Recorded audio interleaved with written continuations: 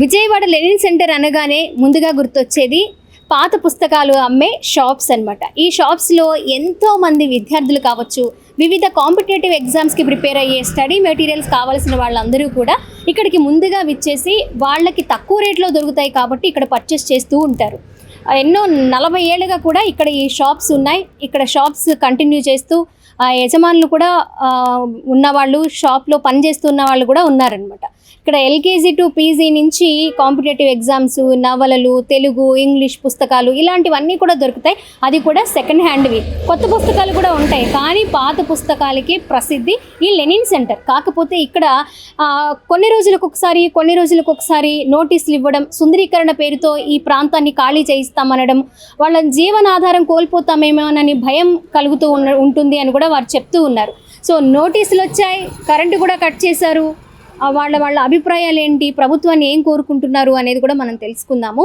అంతేకాకుండా అధికారులు మారినప్పుడల్లా కూడా ఇలాంటి నోటీసులు, ఇలాంటి భయాలు మాకు వస్తూనే ఉంటాయి. అధికారులు కొంచెం ఆలోచించాలి. పుస్తకాలు అనేవి అందరికీ ఉపయోగపడే వస్తువు, అలాగే విద్యార్థుల భవిష్యత్తు, దీని మీద మమ్మల్ని తొలగించొద్దు, దీని కారణం చూపిస్తూ అని కూడా వారి సమస్యలు చెప్తూ ఉన్నారు. ఇంకొంతమందితో ఈ షాప్ యజమానులతో మాట్లాడే ప్రయత్నం చేద్దాం, స్టూడెంట్స్తో మాట్లాడే ప్రయత్నం చేద్దాం, రండి.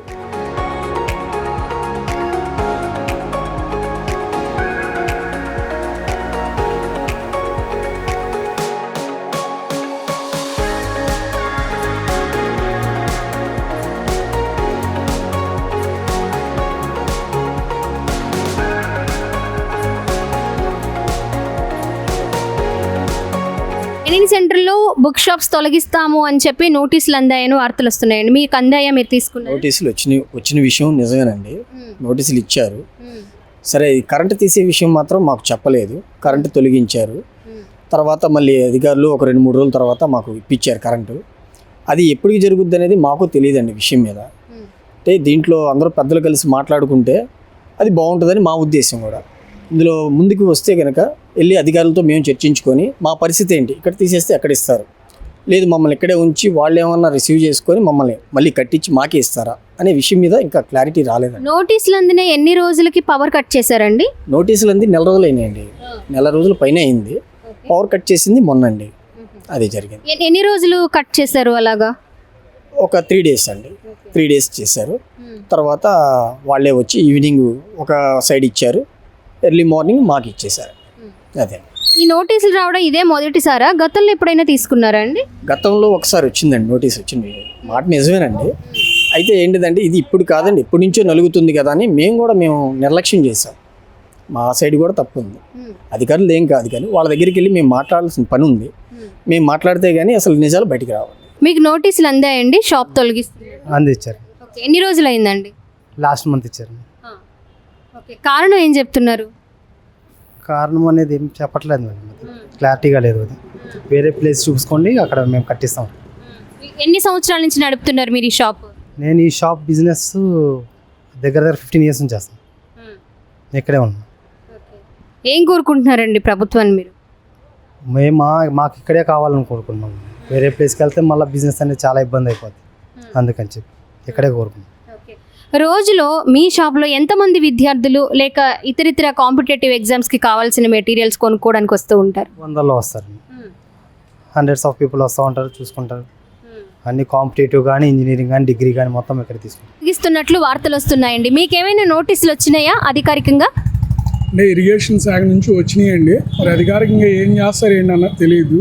మేమైతే ఏంటంటే బుక్ షాపులు ప్రజలకి అవసరం కాబట్టి ఉంచుతారు అని అనుకుంటున్నాం. ఒకవేళ తీసి చేసే లెక్క అయితే ఏదన్నా జనావాసాల దగ్గరలో అంటే అందరికీ అందుబాటులో ఉండే ప్రదేశాల్లో ఇస్తే మంచిదని మేము అనుకుంటున్నాం మేడం.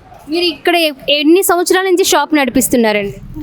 ఈ షాపులు వచ్చేవాడికి 30 సంవత్సరాల పైనే ఉన్నాయి మేడం. మేము ఇక్కడ వర్క్ చేసేది 15 సంవత్సరాల పై నుంచే చేస్తున్నాం ఇక్కడ వర్క్. ఏంటంటే పేదవాళ్ళకి, మధ్యతరగతి వాళ్ళకి బుక్స్ తక్కువ రేట్లో కొత్తవి, పాతవి ఇక్కడే దొరుకుతాయి అన్నమాట. ఎక్కడి నుంచి అయినా సరే, రాష్ట్రం నుంచి, నలుమూల నుంచి వస్తారు. ఈ తూర్పుగోదావరి, పశ్చిమ గోదావరి, మన అనంతపురం, చిత్తూరు అటువైపు నుంచి కూడా వస్తారనమాట స్టూడెంట్స్. పాతవి, కొత్తవి మెయిన్ ఇక్కడే దొరుకుతాయి. పాత బుక్స్ ఏవైనా సరే ఇక్కడ దొరుకుతాయి అన్న ఒక నమ్మకంతో వస్తారనమాట. ఇటు ఇప్పుడు ఇక్కడ నుంచి మమ్మల్ని తీసేశారనుకోండి, అంతా ఎవరు అమ్మినా సరే అంతా కొత్త బుక్స్ అమ్ముతారు, చాలా చోట్ల అమ్ముతారు. పాతది మేమే అందజేయగలం, ఇక్కడే గ్యాదర్ అవుతుంది, ఏంటంటే మేమే అందజేయగలం. అది అధికారులు మారినప్పుడల్లా కొత్తగా దీని మీద ప్రణాళికలు కూడా మారుతూ ఉన్నాయనే వార్తలు కూడా వినిపిస్తున్నాయి. దానిపై ఏంటి? అలాంటిదేం లేదు మేడం. అయితే ఏంటంటే ఈసారి కొద్దిగా నోటిఫికేషన్ ఇచ్చేసేపాటికి, నోటీసులు వచ్చేపాటికి అలాగా రూమర్స్ వచ్చినాయి. అధికారికంగా అయితే ఏమీ ఇది ఇంకా రాలేదు. మాకు ఈ జీవనోపాధి తీరు అని మేము అనుకుంటున్నాం, అది ఇబ్బందికరంగా ఉంచరు అని మేము అనుకుంటున్నాం.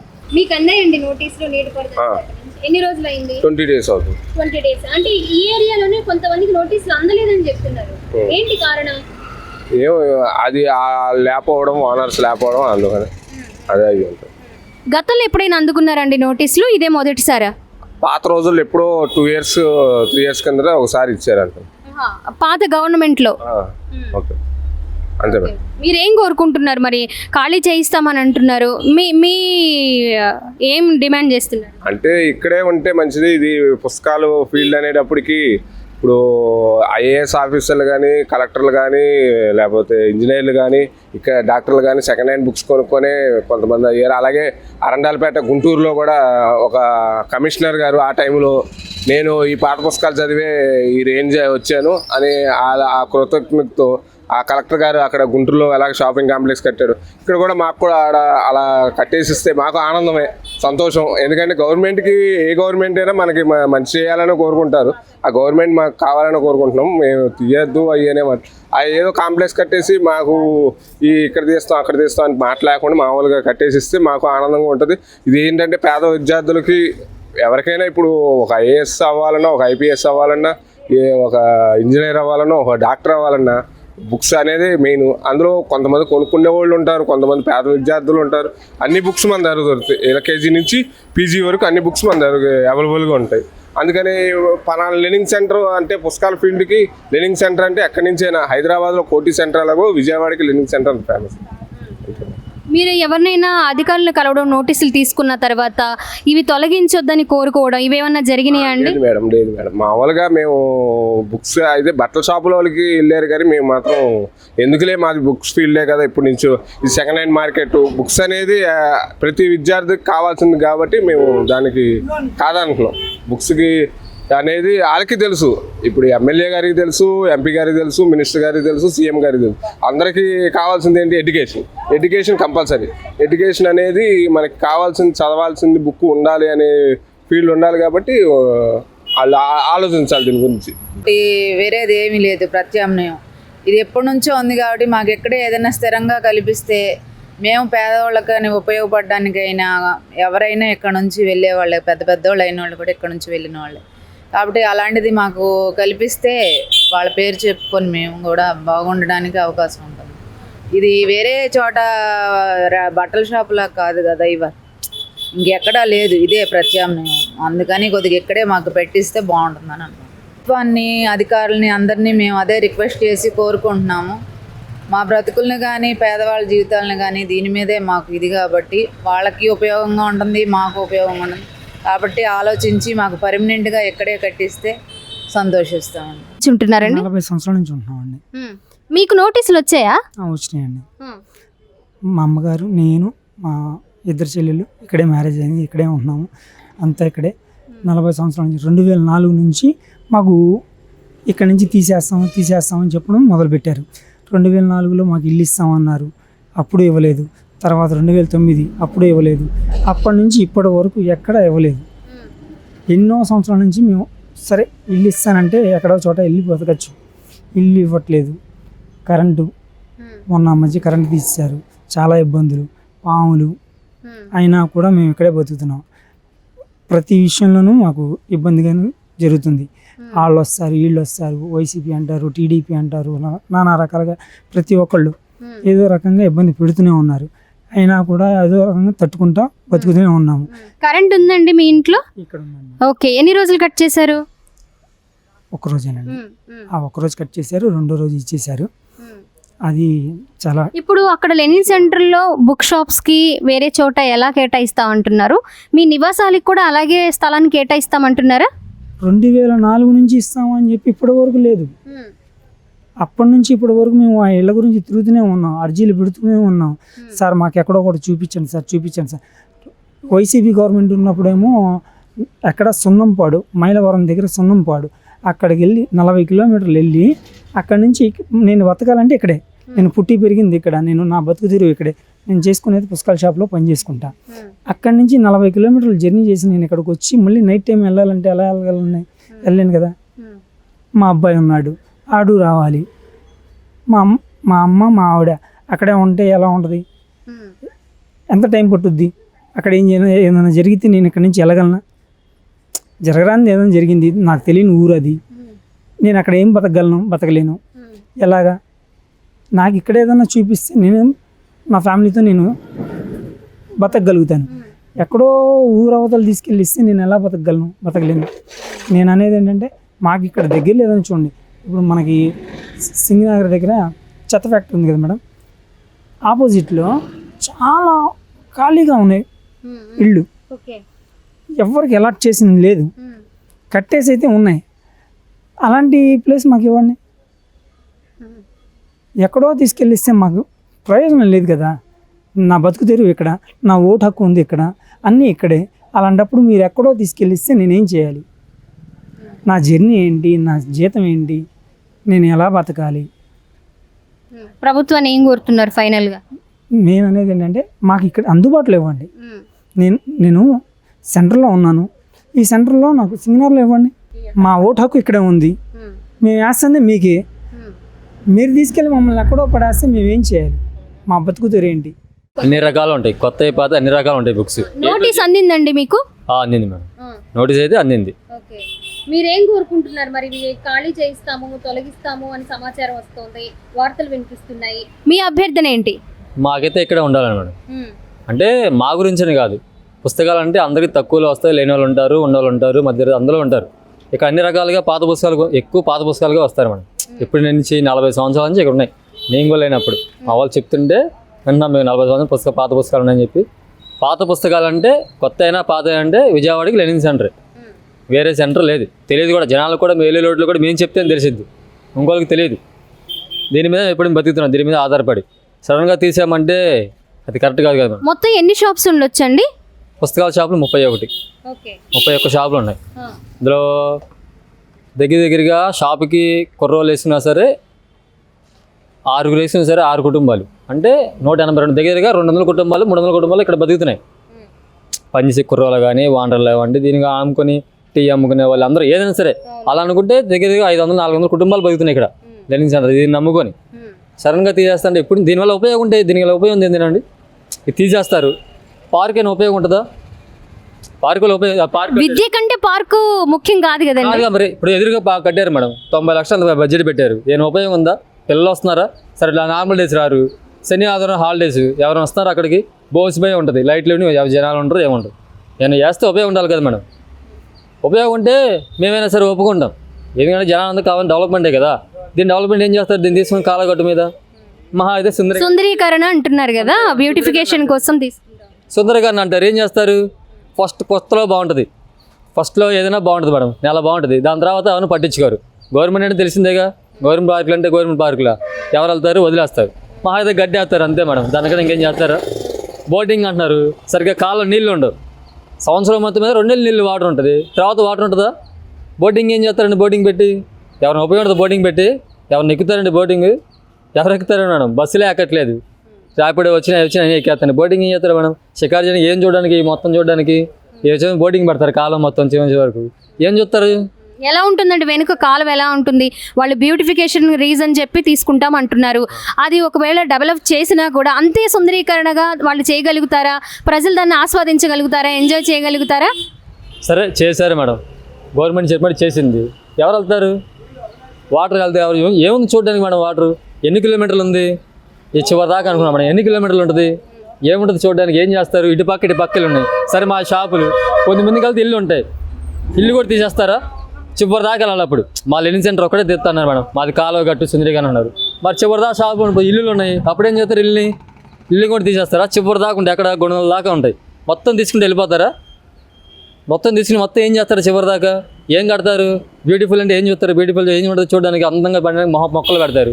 మహా అయితే ఇప్పుడు బస్ స్టాండ్ ఎదురు ఐరన్ ఉంది, ఐరన్ పెట్టారు, ఐరన్ పార్క్ అన్నారు, ఐరన్ ఉంటాయి, ఐరన్ పెడతారేమో. ఎన్నిసార్లు చూస్తారు? ఎంత ఉంది మన పాపులేషన్ విజయవాడ? ఎంతమంది చూస్తారు? మంది పెద్ద పాపులేషన్, హైదరాబాద్ లాగా మెట్రో పెద్ద పాపులేషన్, ఎంత ఉంది మంది? ఎవరు వచ్చి చూస్తారు? ఇప్పుడు ఉపయోగపడుతుంది అనుకోండి, చేయండి, తప్పులేదు, ఇన్కమ్ వస్తుందే లేదు.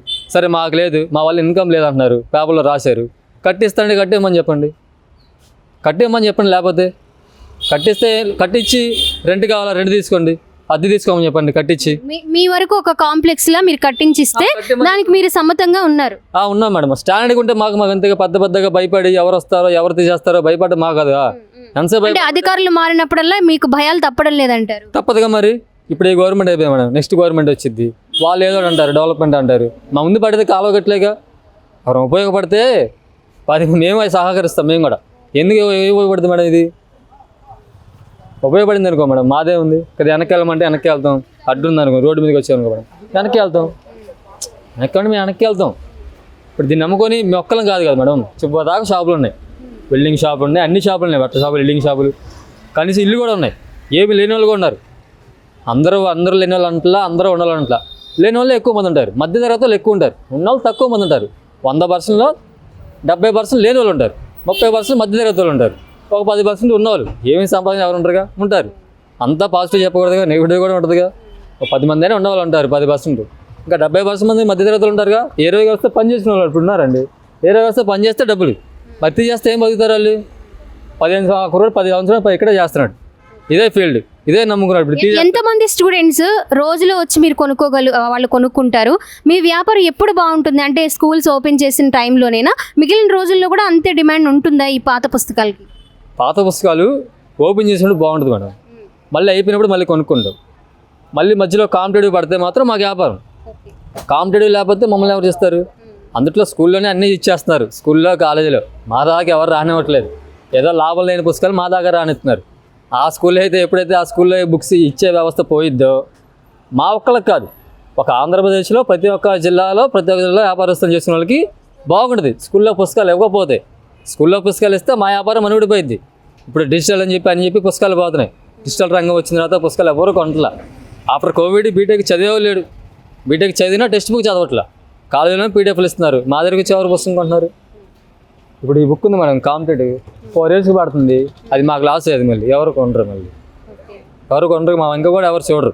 ఇప్పుడు పిల్లలు వస్తారు, వాళ్ళు పాపం పోయినసారి అంత పెట్టి కొంటారు. ఇప్పుడు నన్ను కొన్నారు, కాలేజీలో 5,000 కొంటారు, మా దగ్గర 3,000కి ఇస్తాం, అవి 2,000కే ఇస్తాం. కానీ మా దగ్గర అక్కడే కొనాలంటారు. వాళ్ళు మా దగ్గరికి వచ్చి 5,000 కొన్నామంటే మీరు 1000 ఇస్తా అంటే 500 ఇస్తుంటే వాళ్ళకి బాధేసిద్ది. మాకు తెలుసు అది ఎంత అమ్ముతామో ఎంత వచ్చిందో మాకు తెలుసు, వాళ్ళకి తెలియదు కదా. వాళ్ళు కొన్నదే తెలుసు, అమ్మేది మాకు తెలియదు కదా మేడం. అలాగే జరుగుతూ ఉంటుంది. అన్ని రకాలుగా ఉపయోగపడతాయి మా షాపులు. ముందు లేని వాళ్ళకి బాగా ఉపయోగపడతాయి మేడం. ఉన్నవాళ్ళు ఎలాగైనా ఆన్లైన్ వచ్చింది పెట్టుకుని ఇంటి దాకా వచ్చింది బుక్ కొనుక్కుంటారు. ఇప్పుడు లేని వాళ్ళ పరిస్థితి ఏంటి మేడం? 10 రూపాయల పుస్తకం కొనలేదు, అదే పుస్తకం మేము 5 రూపాయలకి ఇస్తాం, 4 రూపాయలకి ఇస్తాం. మేమైతే ఉన్నవాళ్ళు లేని కొన్న పరిస్థితి, లేని వాళ్ళ పరిస్థితి. మాలంటోళ్ళు ఉంటాయిగా, షాప్ ఉంటాయి కదా, వాళ్ళు కొనుక్కునేది వచ్చి ఇప్పుడు 10 రూపాయలు కొన్నారు, మేము వస్తే 2 రూపాయలు కొంటాంగా. మళ్ళీ కొనుక్కుంటే ఫస్ట్ ఇయర్ కొంటారు, సెకండ్ ఇయర్ మా దగ్గర బుక్స్కి వస్తారు, మేము 500 కొనమే అనుకోండి, మళ్ళీ 150 కొనుక్కుంటాం. మళ్ళీ మేము వాళ్ళ దగ్గర వాళ్ళు చదివినట్టు ఉపయోగపడిద్ది, మళ్ళీ 2 రూపాయలు పడుతున్నారుగా స్టూడెంట్. ఇప్పుడు చదువుకుంటున్నారు, రెండోసారి డబ్బులు వస్తున్నాయి, 2 రకాలు ఉపయోగపడుతున్నాయిగా ఈ షాప్స్ వల్ల. ఒక్కళ్ళు కాదు, ఉపయోగం ఉంది కాబట్టి ఉంచమంటున్నాం. ఉపయోగం లేదనుకోండి మాకేముందిగా, మా వల్ల మాకు ఉపయోగం ఉంది, జనాలకి ఉపయోగపడుతుంది, ఉపయోగపడుతుంది కదా మేడం. పాత పుస్తకం సెంటర్ అంటే లెనిన్ సెంటర్, వేరే సెంటర్ ఆవిడకి తెలియదు. ఏలూరు రోడ్లో మేము మా దగ్గర బుక్లు ఎందుకో మేడం, కొత్త పుస్తకాలు అమ్ముతారు ఏలూరు రోడ్లో, మేము కొత్త అమ్ముతాం. లేదంటే మేము పుస్తకం చెప్తే వాళ్ళకి అడ్రస్ ఎక్కడి నుంచి వచ్చినా సరే, బస్ స్టాండ్ దిగితే సరే, రైల్వే స్టేషన్ దిగినా సరే లెనిన్ సెంటర్ అని చెప్తారు, కానీ వేరే సెంటర్ చెప్పరుగా. ఇప్పుడు ఎక్కడో తీసి ఎక్కడో ఇస్తారు మేడం. స్టూడెంట్స్ వస్తారు, అందరం రాలేరుగా. ఇక్కడ తీసి ఉన్నా అంటారు, ఎక్కడెక్కడో అంటారు. ఎక్కడ మళ్ళీ ఇప్పుడు ఇంకోటి పుస్తకాల షాపులు తీసి మళ్ళీ కాలువ కట్టి అంటున్నారు. అదేదో కాలువ కట్టి ఇది కూడా ఇక్కడ ఉండొచ్చుగా. తీసుకెళ్ళి మాకు 3 ప్లేసులు చెప్పారు నోటీసులో, డిమార్ట్ ఎదురు ఒకటి, వెనక ఫ్లైఓవర్ సిగ్నల్ ఫ్లైఓవర్ కింద ఒకటి, వెనక దుర్గాకళ మందిరం ఒకటి చెప్పారు. ఇవన్నీ కాలువ కట్టేగా. మరి కాలువ కట్టి కాకుండా వేరే చోటిస్తే సరే, వేరే కాలువ కట్టి పెట్టలేదు, ఈసారి మళ్ళీ కదపరు అనుకోవచ్చు. కాలువ కట్టేస్తున్నారు, నెక్స్ట్ మళ్ళీ వెళ్ళి వస్తారు, మరి కాలగట్టి మళ్ళీ సుందరంగా అంటారు. అప్పుడు మళ్ళీ ఏం చేయాలి? అప్పుడు మళ్ళీ మేము అందుకే దానికి మీకు మాకు సపోర్ట్ చేసి లేక షాపులు ఇలా ఉంచినా పర్లా, ఇలా కట్టకుండా ఎలా పే చేయమంటే రెంట్ పే చేస్తాం.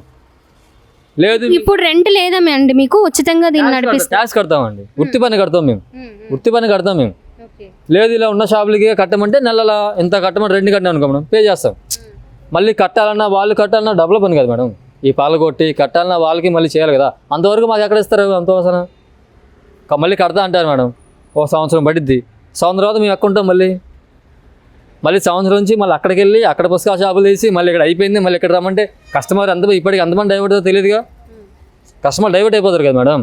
ఆ షాప్ అంటారు, ఈ షాప్, అక్కడ షాప్ దగ్గర ఉన్నాయి, మళ్ళీ అక్కడ షాప్ ఉంది, ఇక్కడ తీస్తే అలవాటు అక్కడ వెళ్ళిపోతారుగా. ఎక్కడో అక్కడ ఊరు చివరి ఉంటాం ఒక సంవత్సరం కట్టడానికి, అప్పుడు ఇబ్బందిగా. అది ఉన్నట్టు కట్టమంటే ఇంత అద్దె కట్టండి అయ్యా, ఇన్కమ్ లేదు, ఈనాళ్ళలో రాశారు, దీనివల్ల ఉపయోగం ఏం లేదు, రూపాయి రావట్లేదు, డబ్బులు రావట్లేదు, రాజకీయాలు తింటున్నారు, షాపుకి 10,000 అని చెప్పి రెంట్ అడుగుతున్నారు. 10,000 కాదు, ఎలాగ ఉంటాం, ఇంత కట్టమని చెప్పాలి కదా మేడం. ఎక్కడో ఇస్తానంటే ఇబ్బంది కదా, మాకేం ఇబ్బంది కదా, ఎక్కడో షాపులు ఇస్తానంటే. బుక్స్ పర్చేస్ చేస్తున్నాను. ఏంటంటే మనకి రీజనబుల్ ప్రైస్లో రావాలి అన్నా, లేదంటే ఎలాంటి కాంపిటేటివ్ ఎగ్జామ్కి మన బుక్స్ దొరకాలన్నా కూడా ఇంకా మొత్తం ఇదే మెయిన్ పాయింట్ అనమాట. ఆన్లైన్లో కూడా దొరుకుతున్నాయి, కానీ ఏంటంటే మనకి ఇక్కడ దొరికిన ప్రైస్ కన్నా ఒక 300-400 ఎక్కువలో దొరకడము, లేకుంటే కొన్ని అవైలబుల్ ఉంటే కొన్ని అవైలబుల్ లేకపోవడం అలా ఉందన్నమాట. ఇది ఏంటంటే చిన్నపిల్లల దగ్గర నుంచి డాక్టర్ కానీ ఇంజనీర్స్ కానీ ఏది చదవాలన్నా కూడా ఇంక ఇది A to Z దొరికే ఒక పాయింట్. ఇలాంటిది ఒకటి కోల్పోయాము అంటే కనుక ప్రతి స్టూడెంట్కైనా ఈ ఆస్పిరెంట్ కన్నా కూడా చాలా దెబ్బ అవుతుంది. కాబట్టి గవర్నమెంట్ దీని మీద యాక్షన్ తీసుకోవాలి. Thank you. 2 సంవత్సరాల నుంచి మా నాన్నగారి దగ్గర నుంచి ఇక్కడే ఉంటున్నాం. నేను వచ్చి 15 సంవత్సరాలు అయింది, ఇక్కడే ఉంటున్నాం. మా జీవనోపాధి కూడా ఇదే. మా కింద ఇంకో 4 కుర్రోళ్ళు కూడా మా పనిచేస్తారు. దాదాపు 4-5 కుటుంబాలు, ఒక్కొక్క కుటుంబం మీద 4-5 కుటుంబాలు బతుకుతూ ఉంటాయి. ఇప్పటికిప్పుడు వచ్చి పోయినసారి తెలుగుదేశం ప్రభుత్వం ఉన్నప్పుడు మాకు నోటీస్ ఇచ్చారు, మొన్న వైసీపీ ఉన్నప్పుడు మనకి అంతగా ఏం లేదు. తర్వాత ఇప్పుడు మళ్ళీ నోటీసులు ఇచ్చారు, అది కామను. మాకు ఇక్కడ ఏదైనా జరగండి, కొద్దిగా వెనక్కి జరగండి, సర్దుకోండి అంటే మేము జరిగి ఏదైనా చేసుకుంటాం. అంతేకాని తీసేస్తామంటే మేము ఎక్కడికో వెళ్ళిపోంటే ఇక్కడ జరిగే వ్యాపారం ఎక్కడికి వెళ్ళిపోతే జరగదు కదా మేడం. ఇప్పుడు 40 సంవత్సరాలు అలవాటు పడింది. ఇప్పుడు కాలేజీ పిల్లలకి అవుటింగ్ ఇచ్చినా లేకపోతే సెలవులు ఇచ్చినా డైరెక్ట్గా ఎత్తుక్కుని వచ్చేది పుస్తకాల షాపులుగా వస్తారు. ఇప్పుడు బట్టల షాప్ అంటే, వెల్డింగ్ షాపులు అంటే ఎక్కడ పెట్టినా వ్యాపారం ఉండదు. పుస్తకాల షాప్ అంటే ఇది లేదనుకోండి, విజయవాడ సిటీకి బీసన్ రోడ్ ఎలాగో లెనిన్ సెంటర్కి బుక్ షాప్ అలాగా. ఎవరైనా మనకి ఇక్కడ తాడేపల్లిగూడెం కానీ, రాజమండ్రి కానీ, కాకినాడ నుంచి కానీ, ఇటు లోకల్ ఖమ్మం దగ్గర నుంచి ఇటేపు అంతా పుస్తకాలు కొనుక్కోవాలంటే ఇక్కడికి రావాల్సిందే. ఇది లేకపోతే రేపు రోజు పిల్లలు ఇప్పుడు డబ్బులు పెట్టి కొనుక్కునే వాళ్ళు చాలామంది ఉండరు. కొంతమంది కొనుక్కొని సెకండ్ హ్యాండ్ పుస్తకం చదువుకొని కొన్ని ఒక స్థాయికి వెళ్ళిన వాళ్ళు కూడా ఉన్నారు. వాళ్ళు కూడా ఉన్నారు కదా, వాళ్ళకి గుర్తింపు ఉంటుంది. ఇప్పుడు రేపు రోజు మనం తీసేసి లేకపోతే వాళ్ళు ఎక్కడికి వెళ్తారండి, ఎలా చదువుకోగలరు? మధ్యతరగతి చదువుకోవాలంటే ఇలాంటి సెకండ్ హ్యాండ్ పుస్తకాల షాపులు ఉండాలి.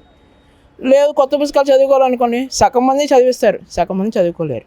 ఇదివరకు కాలేజీలో లైబ్రరీలు ఉండేవి, ఇప్పుడు లైబ్రరీలు కూడా ఎక్కడ లేవుగా, కనుమరుగు అయిపోయినాయి.